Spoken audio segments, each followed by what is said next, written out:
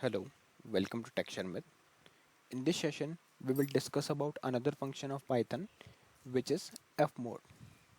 Fmod function is mainly used to calculate the modulus, but in terms of floating point. Clear? So whenever you want to calculate the modulus of the two numbers, let's say we have 10 and 3, right? So when you try to divide 10 with 3, in that case it will return some modulus, or you can say remainder. So that remainder should come as a floating point. So this is the overall purpose of using this fmod function. Now in which module it comes? It comes with the module math. So first of all, we need to import the math module. So in order to import the math module, you just need to write import math. And on line number 10, what we are doing, we are using this function and we are providing two values to this function, which is 10 or 3. So when you divide 10 with 3, it will generate a remainder which will be in a which would be in a floating point, and then we are storing it into result variable. And on line number 11 we are printing the result variable. Okay, so let's verify the same. So to verify it, let me run this program. So for that I will write on terminal python space session 69.py and hit enter. So you can see it is returning the value as 1.0. Clear? Now look at the second scenario. What will happen if we provide a denominator as a negative sign with negative sign? So you can see in fifth scenario, although syntax is same for everything, for all the scenarios, but we have some difference in terms of numerator or denominator. So here you can see I'm providing the denominator with negative sign, negative 3. So when we try to divide this 10 with negative 3, it would return the output as a decimal remainder, which is 1.0. So you can see it is returning 1.0 and it is handling the negative sign automatically and returning the positive 1.0. Okay, what will happen if we try to put the value where numerator is negative?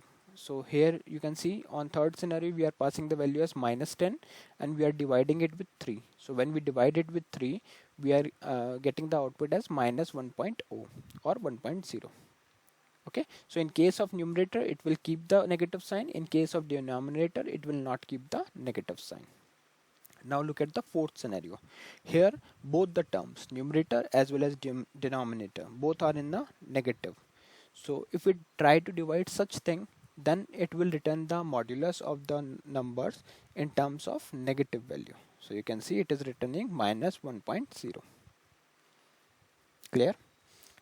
Okay, now look at the fifth scenario. What we are doing here in the fifth scenario, uh, here we are trying to divide the 0 with number 5. So when we try to divide the 0 with number 5, it would return the output as a remainder, modular remainder, modulus, uh, float point modulus, which is 0.0. Okay, now you can see 6 scenarios commented. Why? Because there is some reason behind it, so I will tell you. Before that I will show you the seventh scenario. So here what we are doing, we are dividing the decimal values. So you can pass the decimal values as well. So I'm passing 3.14 and 1.5. So when you divide 3.14 with 1.5, it would return the value as 0.14 and these all zeros with 1 2. Clear? So this is how we can utilize this fmod function, which comes with a math module. Now look at the sixth scenario. In sixth scenario, what we are doing, we have commented previously, we had commented this, but now I just uncomment it. So what we are trying to do here, we are trying to divide the number 10 with 0. So is it possible to divide any number with 0? No, we can't, right? We are not supposed to divide anything with 0. So if this is the scenario and we try to run this program, in that case it will give one error. Why? Because this is the false condition. So let me run this again. So you can see it is returning error, which is math domain error. And the reason is because we are dividing the number 10 with 0 and it will raise the divide by 0 error. So whenever there is a divide by 0 error, it will return the error of math domain error. So just make sure that whenever you are passing any value uh, for the division, it should not be 0 in the denominator. otherwise it will not get created, the program will not execute properly, and it will raise this issue, math domain error. Okay, so by these scenarios we got to know that if you are dividing the number and the numerator is negative, the output would be in negative. If the denominator is negative, the output would be positive. If both the things, numerator and denominator, is negative, then the output would also be in a negative sign. Okay, and when we are trying to divide by 0, then it will give error, and it should be resolved before program creation. Clear? So yeah, that's all for this session. I hope it is clear to all of you. In the next session, we will discuss few more things. So thank you for watching Tech Sharmit.